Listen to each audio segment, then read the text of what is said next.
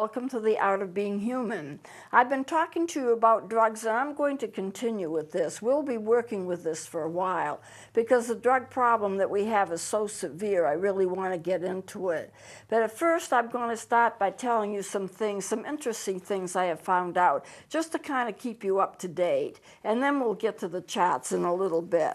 You really need to be careful of what you put in your body.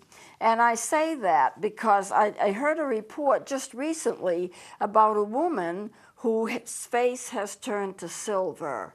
Yes, that's right. She has a silver face. And the reason she has a silver face is the fact that she's been using nose drops over the years. And, you know, there are a lot of people who use nose drops. There are a lot of people that use nasal sprays, which, by the way, you can become addicted to nasal sprays.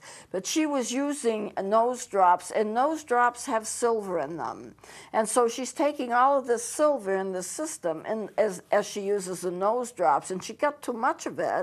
And it didn't make her sick. She's not about to die. She feels all right, but her face has literally turned to silver.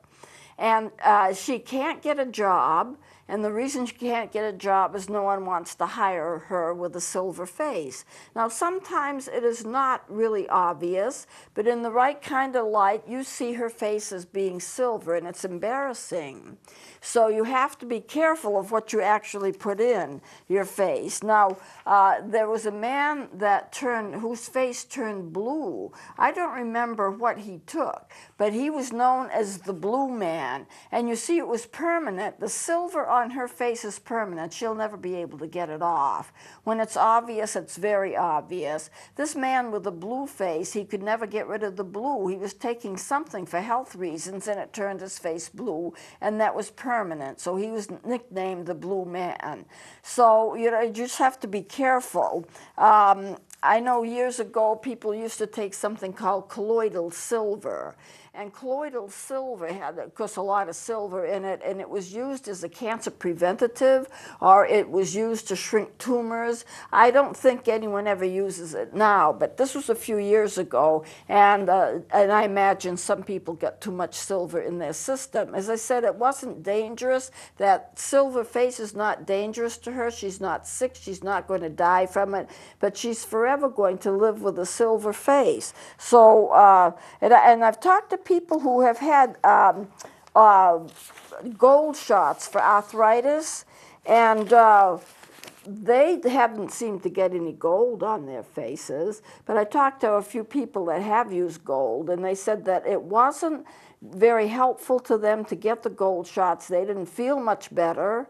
But at the same time, it didn't do anything in terms of the color of their face. But it's not used, according to my friends, it's not used much now. So, other news, vitamin C. If you get too much vitamin C, your face will turn orange. I assume that the antidote is that you stop using vitamin C for a while. I don't know of any person whose face has turned orange and it's permanent, because vitamin C is a soluble vitamin. It just washes out of your system.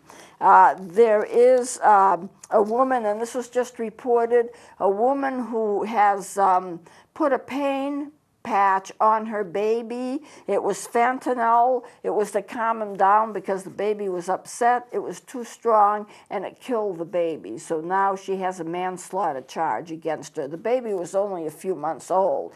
You know, things that are appropriate for adults are not appropriate for children. Their systems are smaller. Their nervous systems are much not developed, you know, so it's not good to do anything for a baby. If you assume that it's good for an adult, it's not necessarily good for a child. Even a drug like Ritalin, Ritalin is given to people who are overactive, children who are overactive, but for an adult, sometimes the exact opposite happens. If you give an adult a drug that'll help them for some symptom, it does just the opposite to a child. So Ritalin might calm a person down, but make an adult hyperactive. You know, it just does the opposite things. Children sometimes react the opposite of adults when they're given substances. You have to keep that in mind too.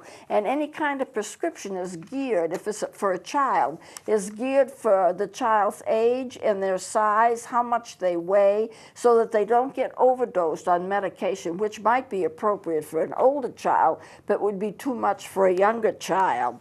There is a new drug, and I just heard about it today, so I want to mention it. It is called 25I. Now, I'm not sure what the number is in reference to. I'm assuming that it's because of some kind of a chemical nature of the drug. It is like LSD. Unfortunately, it's worse than LSD. It's more dangerous than LSD. So it's called 25I. Undoubtedly, you will be hearing more about this as time goes on. For some reason, society makes it easier and easier to get drugs into people's hands that shouldn't have them. So we need to be really careful. I want to mention in terms of LSD, LSD has terrible effects. There's a case of a person who is going to be in a mental hospital for the rest of their lives because after taking a dose of LSD, they think that they have turned into a tomato, a soft tomato. So if anyone touches them, they're going to poke a hole right through their entire body because, after all, they're nothing but a soft tomato. And then there's a case of the individual who's in the hospital probably for the rest of their lives because he was jumping out of trees. He thought after LSD that he could fly. Why not? And so he just took a towel and he jumped out of a tree. He thought he could be like an airplane. And of course he landed very hard on the ground. I don't know how high he was up, but he did a lot of damage to himself. So sometimes when you get these drugs in your system, they change the whole nature of your consciousness. Now, the real guru for LSD was Timothy Leary, and I did have a chance to hear him speak once. I went to a drug conference, and I've spent a fair amount of time trying to get kids off from drugs, but I went to this drug conference, and he just happened to be the speaker. And it was an interesting experience because I was sure he was high on something when he spoke. He came out on the stage. When he came out on the stage, he was wearing robes. And as he was wearing these robes, he sat down on the floor and he crossed his legs. So he's sitting down on the floor, crossing his legs and wearing robes, and he's sitting on a mat, and he is high on something. He's got candles all around him, and the candles are there to light the stage. They wanted the stage dimmed. All of the house lights were dimmed, and he was there sitting on the floor, cross-legged, with candles around him, wearing robes. And he wasn't making a whole lot of sense in the things that he was saying, so I figured he was high off LSD. He was talking about LSD and how he liked it and how when he took it, he understood himself better than he ever did before, and he understood the nature of world's problems, that he could solve the world's problems. And he also said that you should defy authority, you shouldn't go by any directive that anybody gives you, and be your own person and be completely free. And it wasn't any kind of a message that would be helpful to anybody. If he had said, look at what LSD has done to me, then it might have been helpful. Don't take it because look at what's happened to me. I sometimes think of myself as a rotten tomato or something like that, but no, he was just talking about how much he liked the drug and what it did for him. Now, I don't know a whole lot about his past, but I understand that he was a medical researcher in a major university in Massachusetts. I'm thinking Boston University, but I may be mistaken about that. And they were searching for a cure for some kind of an illness. I don't remember the name of the illness, but he wondered what LSD would do to a person if they took it to cure this particular illness that he was doing research on. And it was a perfectly normal situation, but he took the drug and he had his first LSD experience, and of course it is a hallucinogen. And so he was having all these hallucinations, and he thought, well, this is the answer to my problems, and he became so hooked into that drug that he never returned to normal functioning again. He was just all about everyone should take it, see what it's done for me. Well, it didn't do much for him. It destroyed his life. It destroyed his career. If I'm right, at the time that he got old enough that he was going to die, he decided he wanted to have his death televised. I don't think any TV company did it, but he wanted to have his death televised. He wanted to have cameras set up watching him as he finally passed, and I never saw it, and I don't think it was ever televised, but that's what his wish was.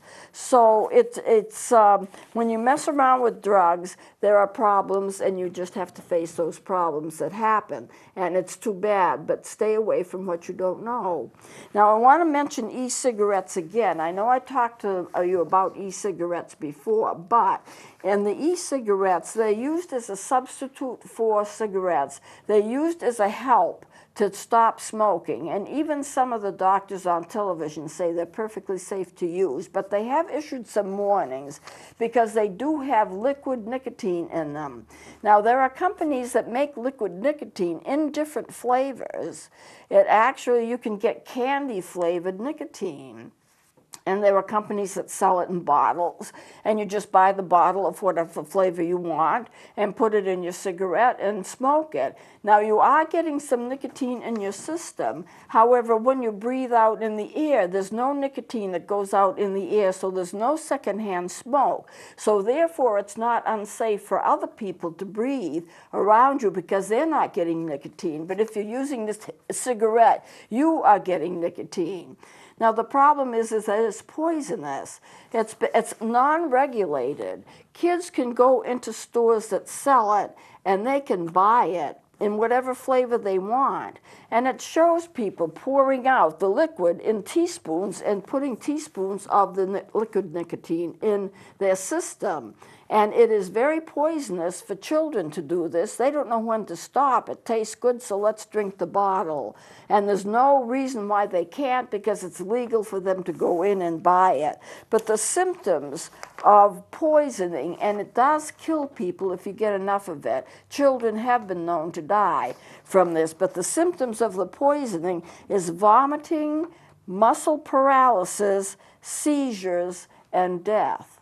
So it's not as safe as you might think. Okay, and there's a new type of alcohol called palcohol. Palcohol is a powdered alcohol. You mix it in water. It's like as if you had powdered milk or something. You just take a packet, you mix it in water, and then you have your alcoholic drink. Now, there is some thought about not selling it, not allowing it to go into the public's hands because it would be very hard to monitor. Kids could pick this up, stick it in a backpack, who would know? And then they have a source of drinking alcohol if they want to. So these are the things that I just wanted to keep you up to date on. And I want to mention something about heroin because I have talked about heroin before. The use of heroin has doubled in the last 5 years. And many people are dying of an overdose of heroin. Many are addicted to pain medications like hydrocodone, but hydrocodone and other of those pain medications that are so potent are very expensive. Heroin is cheaper. I understood that you could get heroin for like a $10 or $20 a bag. It's a lot more expensive to get the pain pills. And I know that a lot of people that deal in drugs are mixing heroin in with pain pills. So if people can't afford the pain pills, they can switch over to the addiction in heroin. So sometimes people are getting the pain pills mixed with the heroin. So heroin is extremely difficult to get off from. It's terrible. But the pain pills are so expensive that some drug sellers are doing the heroin with the pain pills. So it's not hard for an addict to go from a pain pill to heroin. And this is what is happening, and we have a terrible heroin addiction. So let me go into the dynamics of drug use. I don't have a whole lot of time, but let me go into what is the predisposing factors, and here we'll get to the charts.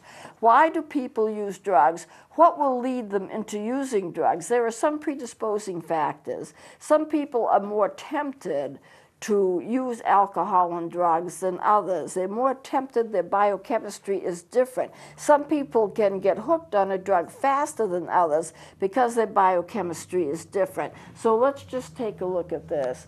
Dynamics of drug use. There are some precipitating conditions. If you have a stressful event, and if you have a weak ego, that means you're not very strong, and you have withdrawal symptoms, you could actually, all of these things can cause you to use a drug. If you have withdrawal symptoms, you will use the drug more because you want to prevent the withdrawal symptoms. You want to stop the withdrawal symptoms. So the use of the drug will stop the withdrawal. So either stressful events or not being very strong, a weak ego, not being able to say no to something, and already suffering withdrawal symptoms will cause you to continue to either start or use the drug.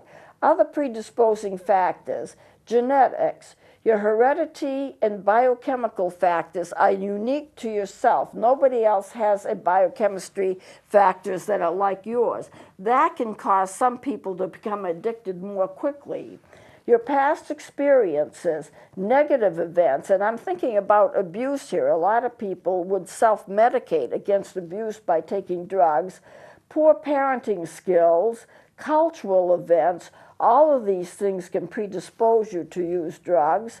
Then you have existing conditions such as medical problems and an addictive personality. An addictive personality is some people just get addicted quickly. And it may not be biochemistry, it just may be their personality.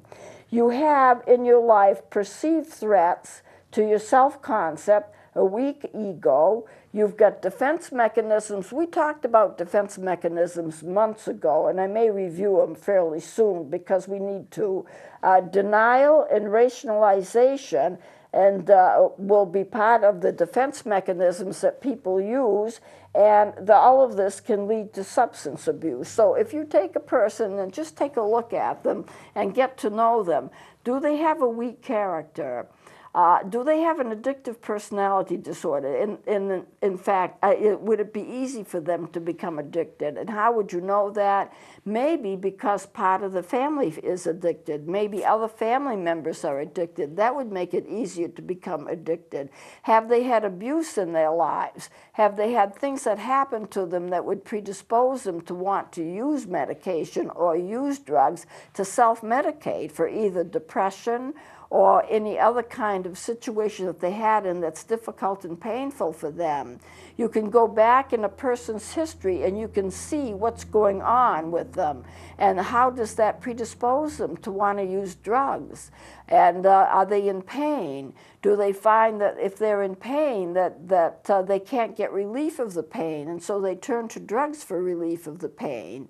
And they get addicted to the pain patches and the pain medication, but that's not enough for them because they still have pain.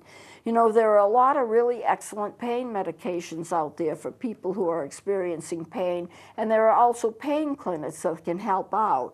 But the problem is there is some pain, I think, that's so severe that the medication just doesn't work as well as you want it to. I know I've taken hydrocodone for pain, and I didn't feel it was hardly a help to me. Of course, I never abused it. Most of the time I didn't use it, but when I did use it, it didn't change the level of the pain very much. And I'm talking about pain after major surgery and like that. It's not self-medicating because I happen to have a bad day or something.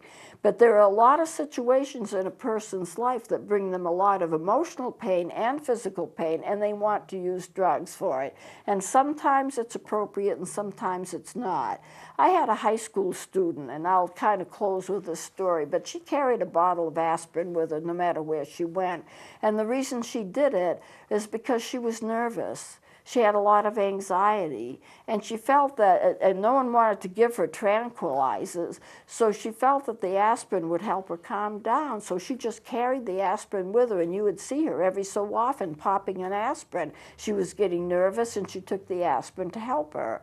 Now, it would be a problem as far as I'm concerned. It's a problem because how much aspirin is it safe to take in a day? But she just kept popping the pills, and she considered them to be like a tranquilizer for her. And she probably believed that it worked, because if she hadn't, she probably would stop using it. If you do something and you use something and you consider that it's helpful to you, then your goal is to continue to do it because you found relief. On the other hand, if you don't get relief, then you want to try something else in what you're doing now because it's not working. If you're in that much emotional pain or physical pain, you need to have help for it, but it needs to be from a professional that knows what they're doing. If you fool around with drugs, you're going to pay a price. You're going to hurt yourself, you're going to hurt somebody else. I am opposed to drug use unless it's done for medical reasons with the help and the supervision of a person who's medically trained in order to help a person use drugs correctly for the purpose of their medical conditions. I know I use medication, but I use medication for medical reasons only, and that's all. So I'm going to close it here. I don't have enough time to get into something else. So next time we're going into the classes of drugs, and then I'm going to start going into the drugs themselves and give you a thumbnail sketch of what the drug is, what it's going to do to you if you take too much of it, and what the withdrawal symptoms will be when you decide to stop taking it. So we will be getting into those next time. Please join me then.